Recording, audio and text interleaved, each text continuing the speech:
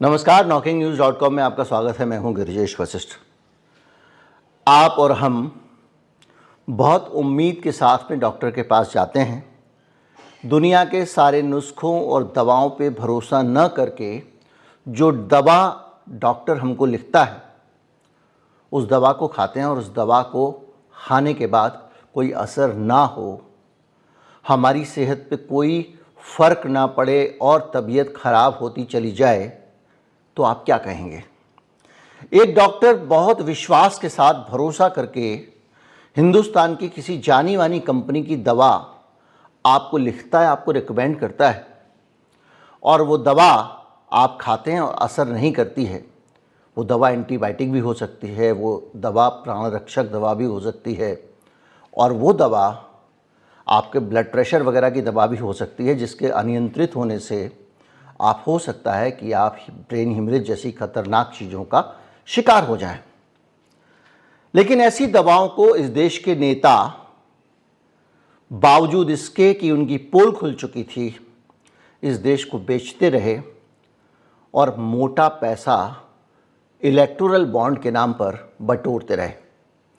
आज ऐसे ही किस्सों पे आएंगे और इन किस्सों के साथ में एक किस्सा ऐसा भी सुनाएंगे कि इन फार्मा कंपनियों का इस्तेमाल राजनीतिक हित के लिए किया गया और कैसे इनको एक के बाद एक इलेक्टोरल बॉन्ड लेकर छोड़ती चली गई सरकार। मैं अभी आया।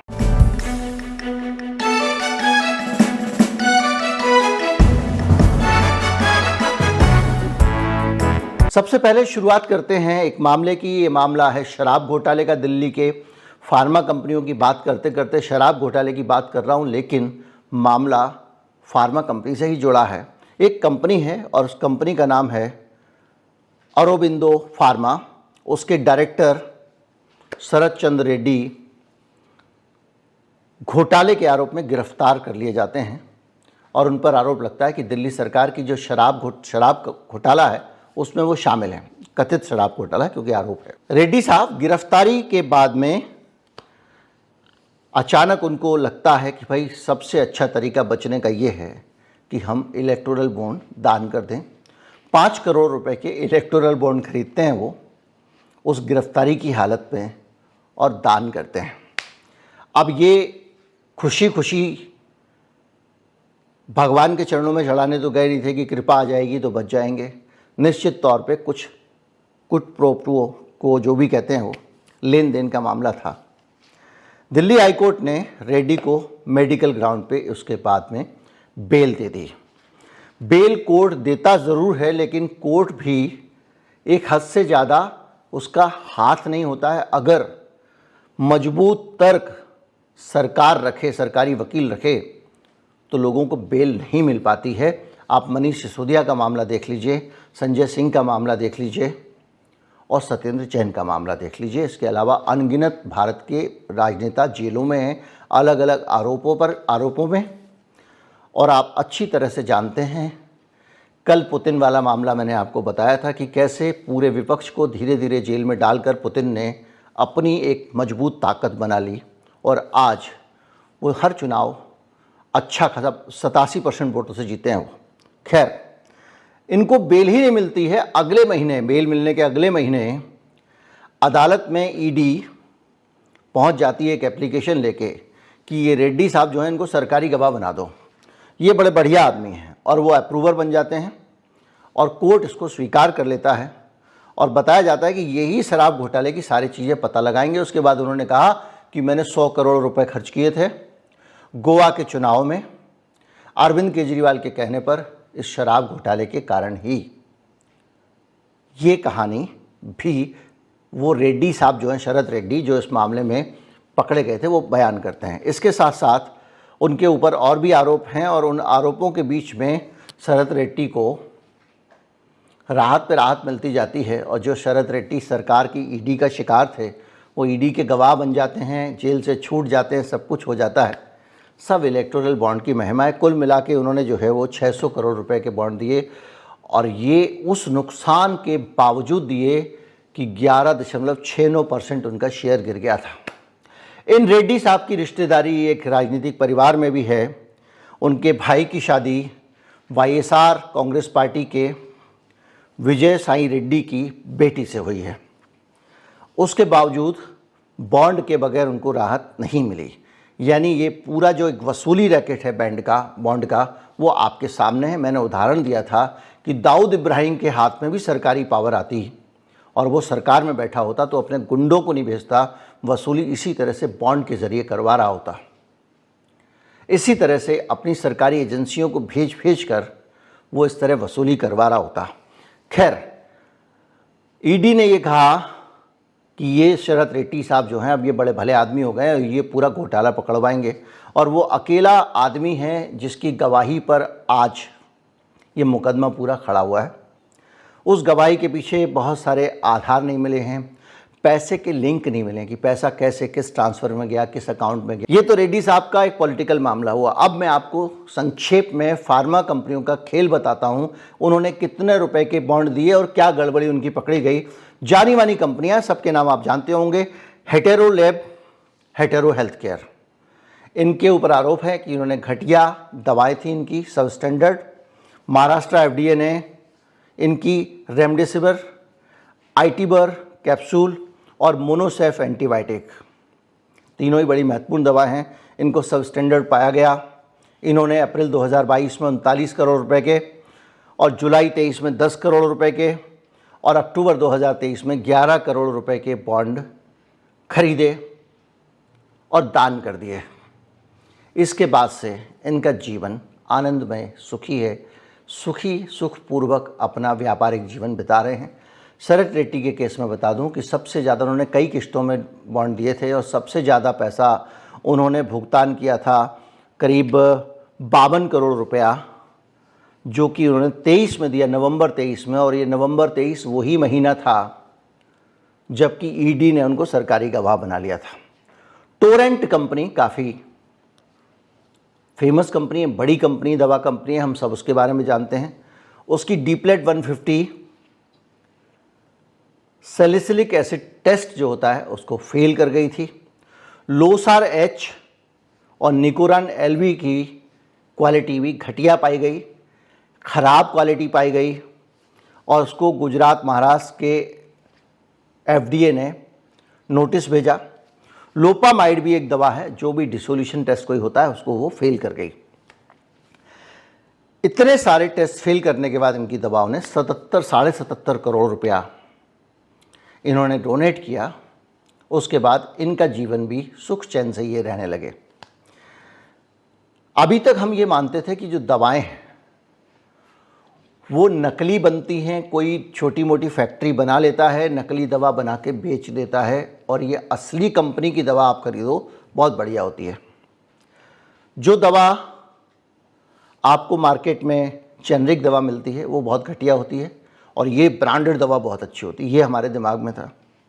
और हम ये भी जानते हैं कि ये जो दवाएं हैं ब्रांडेड वाली, इन दवाओं के पीछे बहुत बड़ा एक प्राइसिंग का खेल भी है, कमीशन का खेल भी है। क्वालिटी को लेकर भी विवाद है। कुछ लोग मानते हैं इनकी क्वालिटी बहुत अच्छी होती है इसलिए महंगी होती है, और दूसरे लोग मानते हैं कि ये क्यों महंगी होती है ये खुद भी इनको नहीं पता।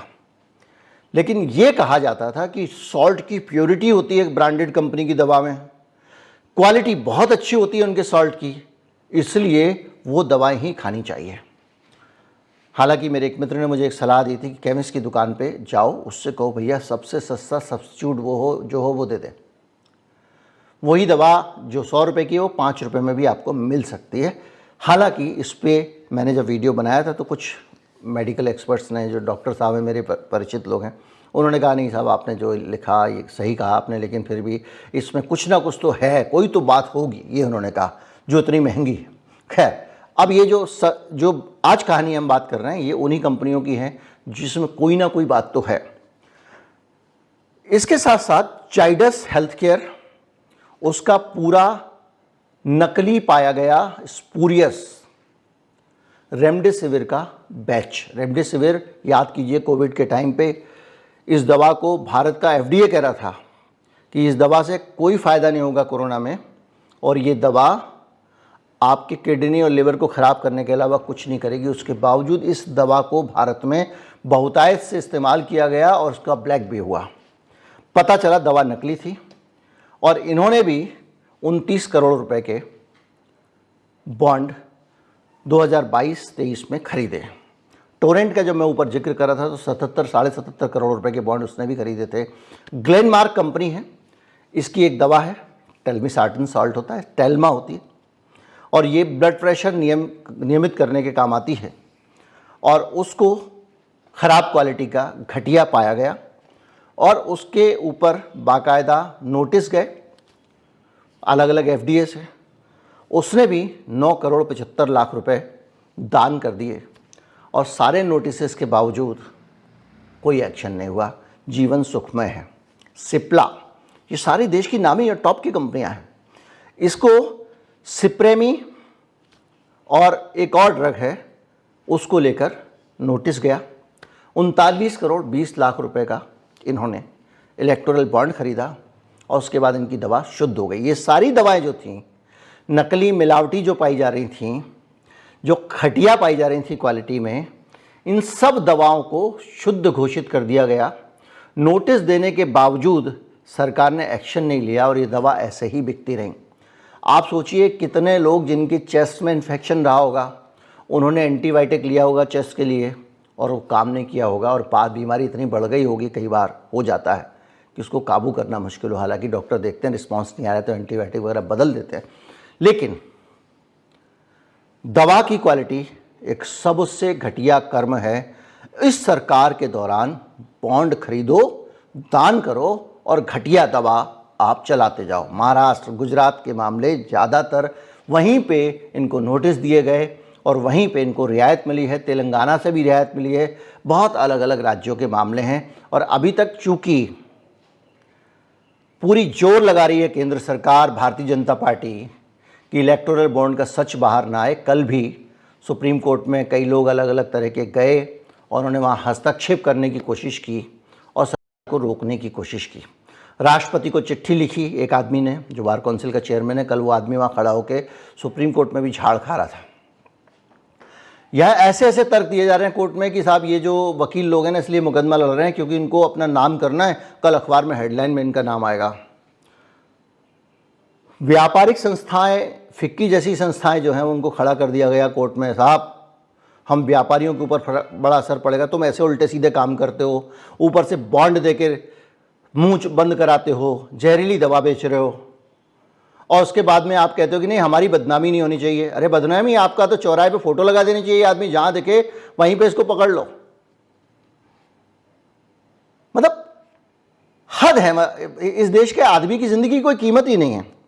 IPCA लेबोरेटरी, इनकी लैरिएगो दवा है, सब स्टैंडर्ड पाया गया उसको। मुंबई FDA ने 13.5 लाख करोड़ रुपए की उन्होंने बॉन्ड लिए नवंबर 22 और अक्टूबर 23 में। उसके बाद जीवन मुक्त हो गया।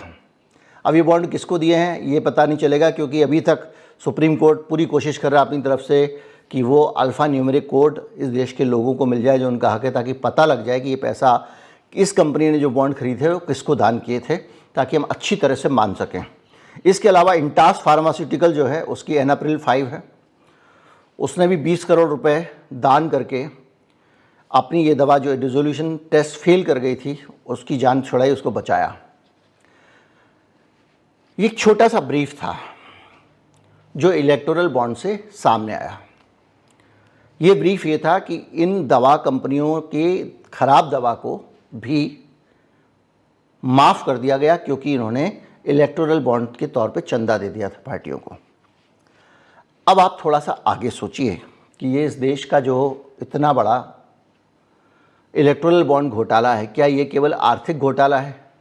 क्या कुछ पैसे बटोर लेने और उससे चुनाव लड़ने का मामला है?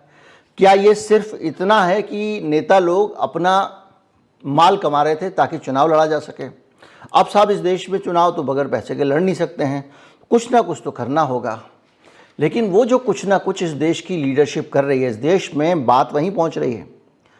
पैसे की अहमियत चुनाव में इतनी ज़्यादा है अगर, तो जाहिर बात है कि पैसा अपने साथ बुराइयां लाता है। अब इस देश की पॉलिटिकल पार्टियां उस पैसे को इकट्ठा करने के चक्कर में, और बड़ा तरीके से, ये अमेरिका में भी होता है, ये डेमोक्रेसी जो है हमारे देश की, यहाँ पे पैसे की प्रधानता एक षड्यंत्र के तहत, इस देश के खिलाफ साजिश के तहत बढ़ाई गई और इसलिए बढ़ाई गई कि जब पैसे की प्रधानता बढ़ जाएगी तो इस देश का लोकतंत्र पैसे वालों की मुट्ठी में आ जाएगा। अमीर लोग जैसे चाहेंगे वैसी सरकार बनवा लेंगे और वो सरकार उनके लिए नीतियां बनाएगी, क्योंकि जब कंपनियां मोटी मोटी रकम इन पार्टियों को दे रही होगी, ऐसे 100 करोड़ आरोप लगा, गोवा का चुनाव पूरा का पूरा केजरीवाल जी ने लड़ा, वो पैसा इलेक्टोरल बॉन्ड से भी नहीं गया था जो आरोप लगा है। तो ये जो पैसा, इस तरह से पैसे की अहमियत जब पॉलिटिकल सिस्टम में हो जाएगी तो सारी पार्टियों में वो लोग दिखाई देंगे। याद कीजिए, आज सुब्रमण्यम स्वामी बहुत ज़्यादा रोज़ हंगामा पेले हुए हैं। इन्होंने ही विजय माल्या को जनता पार्टी के अपने राज्यसभा में भेजा था, याद कीजिए, और उसी जनता पार्टी का विजय माल्या वहीं पर बैठकर संसद की उन्हीं स्टैंडिंग कमेटी में, बहुत सारे उद्योगपति वहाँ पहुँच जाते हैं, उन्हीं स्टैंडिंग कमेटी में बैठकर बैठकों में हिस्सा लेता था जो उसकी इंडस्ट्री से जुड़ी हुई नीतियाँ बनाती थी। अनेक जो स्टैंडिंग कमेटी का आपको अगर स्ट्रक्चर नहीं पता हो तो बता दूं, संसद में बिल पेश होने से पहले एक व्यवस्था ये बनाई गई कि संसद में पेश होने से पहले बिल, वहाँ हंगामे में जैसे इस बार सारे सांसदों को बाहर करके पास करा लिया, उसको पूरा ध्यान नहीं दिया जाता। तो इसलिए स्टैंडिंग कमेटी बनाई गई कि सदन में आने से पहले सभी पार्टियों के मेंबर हों, उन कमेटी के अंदर बिल आए और उस बिल की अच्छे से चीरफाड़ हो जाए कानून बनने से पहले, सभी पार्टियां अपने पक्ष उसमें दर्ज करा दें, उसके बाद सदन के पटल पे आए।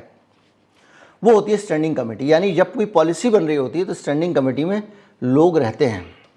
अगर बताइए कि एक आईटी पे स्टैंडिंग कमेटी कोई पॉलिसी बना रही हो और उसमें बैठा हुआ आदमी, फेसबुक का एक आदमी बैठा हो, तो आप क्या करेंगे? और फेसबुक का आदमी नहीं, जिन्होंने मैंने विजय माल्या का केस बताया, इस तरह के अनेक केस हैं कि वो खुद ही एविएशन की, सिविल एविएशन की कमेटी में थे और खुद ही विमान कंपनी चलाते थे भारत में। तो इस तरह से पैसे की जो अहमियत बढ़ती जाएगी, एक तो 95% देश चुनाव लड़ ही नहीं पाएगा, तो वो चले गए गुलाम कैटेगरी में, क्योंकि वो कभी राज करने की हालत में आएंगे ही नहीं।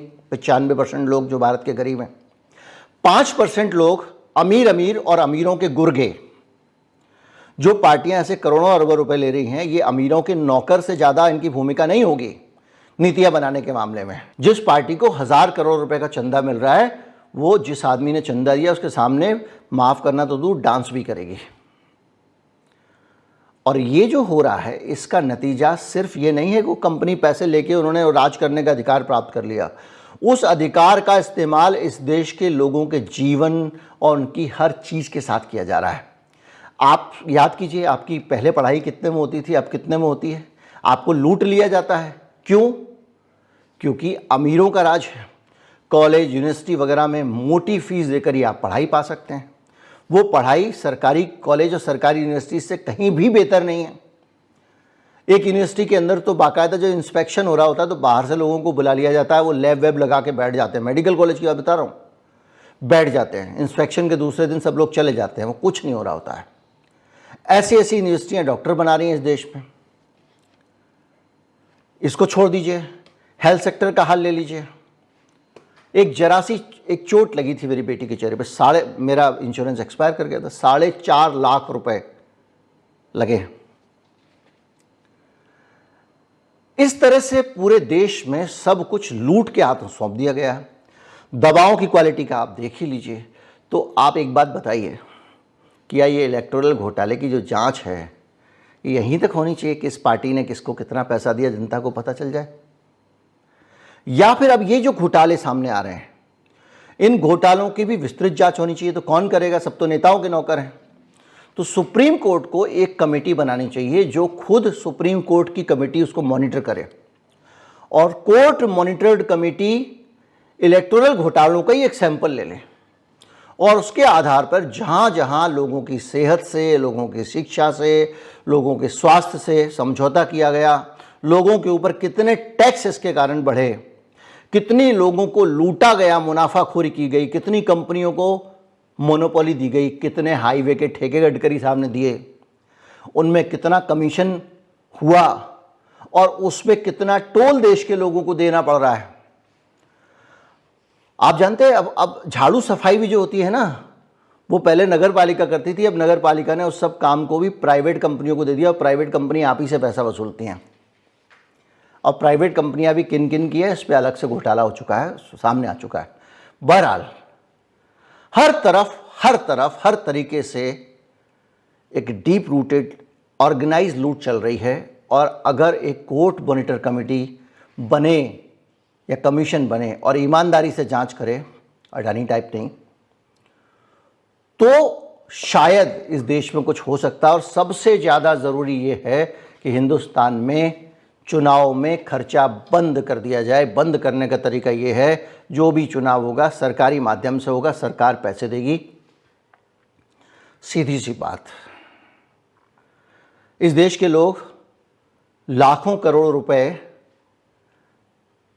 लुटाते हैं अपने, इसलिए कि वो लाखों करोड़ लौट के कंपनियों को और ये जो बड़ी बड़ी पार्टियों को 100-200 करोड़ रुपए का चंदा दे सकें, 1000, 2000, 5000 करोड़ रुपए दे सकें। उससे अच्छा है भैया कि वो लाखों भारत के देश के लोग दें, उससे अच्छा वो हम कुछ हज़ार करोड़ रुपए अपनी तरफ से दे देंगे। हमारे वो पैसे बचा दो और कम से कम इस देश को इस लायक बना दो कि इस देश का गरीब गुरबा, झाड़ू लगाने वाला, मोची, सड़क पे बैठने वाला, खेत मजदूर, किसान, मनरेगा में काम करने वाला आदमी अगर इस देश के लिए कुछ बेहतर कर सकता है तो वो चुनाव लड़ने के लिए आगे आ सके। उम्मीद करता हूँ वीडियो आपको अच्छा लगा होगा। अच्छा लगा हो तो ज़्यादा से ज़्यादा लोगों तक पहुँचाएँ। मैं ये बोलता तो हूँ कि वीडियो आपको अच्छा लगा होगा, लेकिन ये सब वीडियो में अच्छा क्या है सिवाय इसके कि ये सच आपके सामने आ गया। बांट दें लोगों को, जन जागरण लाएं, बताएं लोगों को। हम लोग यही कर सकते हैं, यही कर रहे हैं। देखो कुछ बदलता है कि नहीं। नमस्कार, जय हिंद।